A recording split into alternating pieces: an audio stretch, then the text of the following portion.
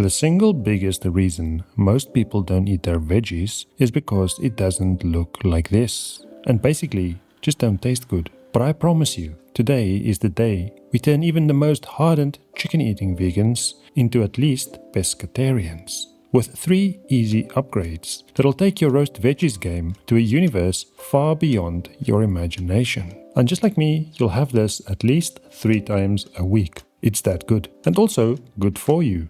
First, let's look at our veggies of choice. These are by no means the only ones, but this is the combo I like using for flavor, general availability, as well as affordability. Romero peppers are sweeter than bell peppers, but you can switch them out if you want to for any pepper you like. Eggplant, known as blauballas in South Africa, is another classic, and you can use any type here. They come in plenty of shapes and sizes. Courgette, or otherwise known as zucchini, these can be quite watery, so pick them firm and smaller in size. Sweet potato is one of my all-time favorite darlings. Again, any type is good. Tomatoes, I like to use sweet cherry tomatoes on the vine. Large tomatoes get all watery and they lose their texture. I do also enjoy a little bit of flat red onion. These go extremely sweet when you roast them. Plus, when onions cook, they become like a natural MSG sprinkle in your food. And speaking of which, garlic, when done correctly, is one of the main flavor enhancers out there. Onion together with garlic will save your cooking most of the time. Now, I hate cleaning as much as you do, so we foil our baking tray before anything else gets done, as well as turn our oven on the grill setting full whack. Let's start prepping our eggplant first. 1 bowl for trim and 1 for the veggies. I do roughly 1.5 centimeters or 0.6 inch slices here, but you can go for longer wedges if you want. This brings us to the number 1 rule broken when roasting veggies.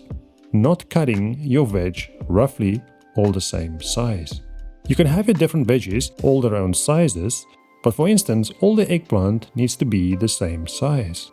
Otherwise, you'll end up with some raw and some cooked pieces. Not what you want. Because most people have something against pepper seeds, I remove them just for you right here. But for myself, I literally just cut these peppers in half lengthways, and that's it. If you have seed phobia, you carefully run your knife along the white bits and remove them along with the seeds. Keep the green bits on for presentation purposes, or remove them if you don't care how stuff looks. Basically, you want to keep the peppers as large as possible. No slicing them up into little rings or whatnot. They will cook away into weird little tough bits. No one wants the pleasure of eating. Once the peppers are done, you can add them to the sliced eggplant. Reason number 2, most roast veggies end in tears, is that people roast them all at the same time. Big mistake, and easily fixed by simply grouping them into what takes about the same time to cook. I like doing my peppers and eggplant first, along with optionally, yet highly necessary, whole garlic cloves. Before that, let's quickly prep the courgette and the sweet potato. Top and tail them because, well, we don't need the end bits, making our life all difficult. Same as the eggplant, I like going with 1.5 centimeter or 0.6 inch rounds. Again, cut them however, but keep the size uniform. The onion gets cut into similarly thick slices. Now that we have all our veggies all prepped up, let's start cooking. Firstly, the eggplant, peppers and garlic. Give them a good bit of extra virgin olive lube, as well as a touch of salt.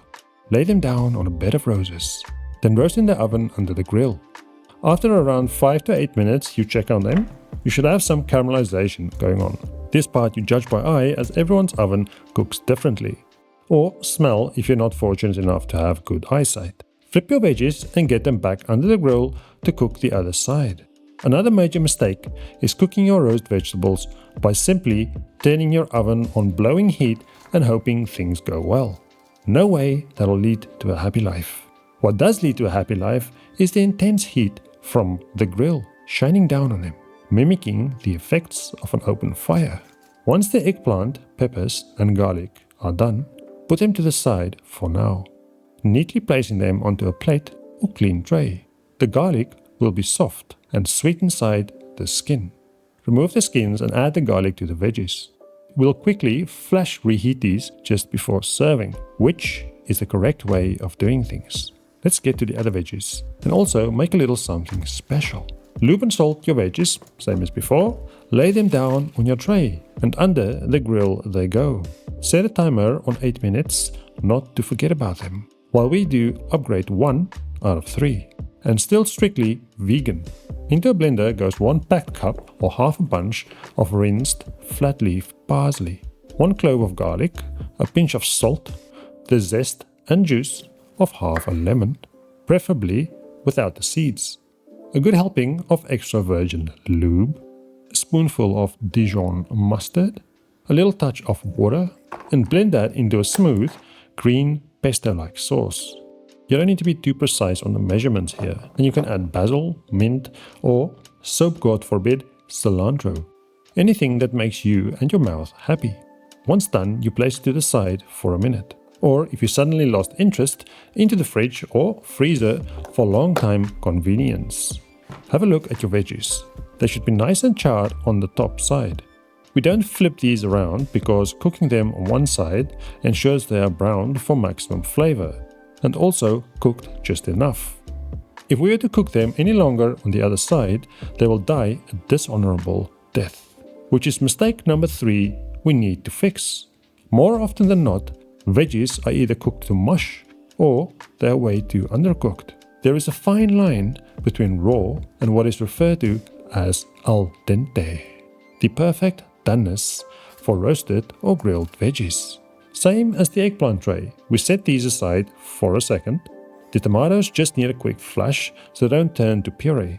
Onto the tray they go by themselves and under the grill for a few minutes, just until the skin pops and they start to look a bit soft.